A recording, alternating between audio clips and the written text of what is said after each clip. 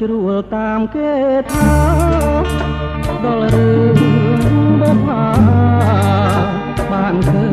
ញផ្ទាល់ភ្នែកការរីកក្នុងចិត្តការមានណែកមានក្លិនចំឡាយ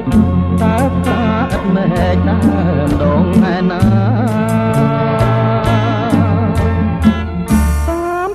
បុប្ផាជាឈ្មោះស្រស់ស្រីធ្វើឲ្យកវីញាប់ញ័រចិន្តា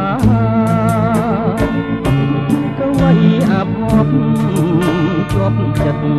ប្រាថ្នាហ៊ានយកសង្ខារស្ដេចឲ្យមរណាដួលណែនឹងស្រី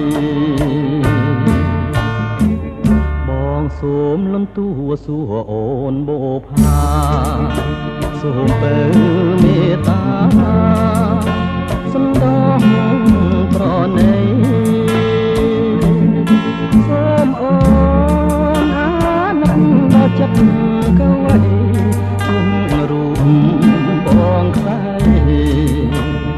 បងនៅតែស្មាចិនប្រងដែលស្មោះដូចបងអបតា